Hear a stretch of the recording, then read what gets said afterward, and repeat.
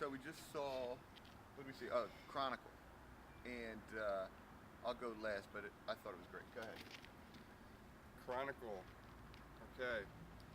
It's a movie about kids that basically get superpowers for some unknown reason. They do a very strange thing where basically the entire film is only viewed through some type of a camera that's actually in the landscape within the movie itself. So in other words, some kid has a fucking camera, and wherever the camera goes, his camera goes is how you're watching the movie. And then if you're in a Quickie Mart, you see the fucking camera from the fucking security camera of the Quickie Mart is how you watch the movie. Yeah. I don't get it. I don't understand why the movie is filmed this way. I think it's unnecessary. The movie's great as far as like everything that's going on and happening with the kids, like learning how to use their powers and shit.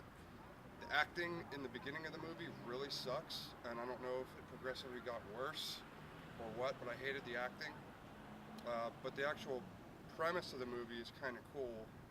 It's one of the strangest movies I've ever seen in my entire life. I'm going to give it a 70. Well, I went in having high expectations for this movie. After the hype that they were trying to build by word of mouth. Found footage, the way they filmed it, with like the video camera being in the landscape, it's actually a lot different than usual because like it actually looks like a real film instead of like a video camera. Right. So it kind of took a while to get used to, but mainly I thought it was interesting, and it was also, I see it as the future of found footage, as like other people are saying. At least, so it doesn't look like it's filmed on a video camera. It just has that kind of. I feel like it was really crowbarred in though. Like I don't understand. It's like the guy that did the movie wanted to direct it like as like a different kind of way of viewing a movie, but there was really no reason for it, in my opinion. I think it did though, kind of grasp how they did the story. I mean, I think it fit perfectly. Though I like All right, Anthony so said, here.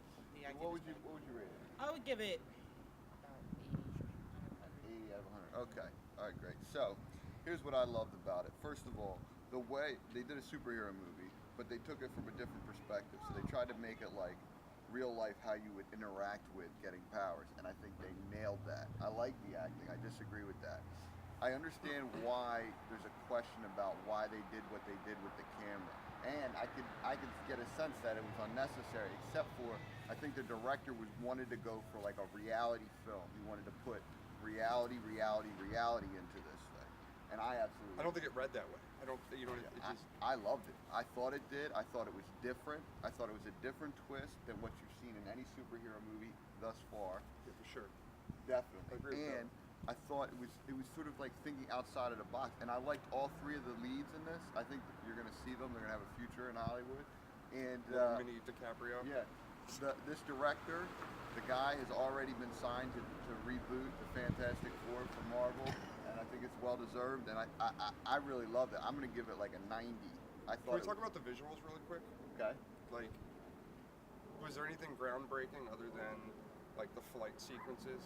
The flight sequences were groundbreaking, and there wasn't, but there were visuals that you've never seen in any movie, like a reality to, like, all right, I'm going to throw you through a wall, The and then spider. you see it, and then the spider, rip the spider apart.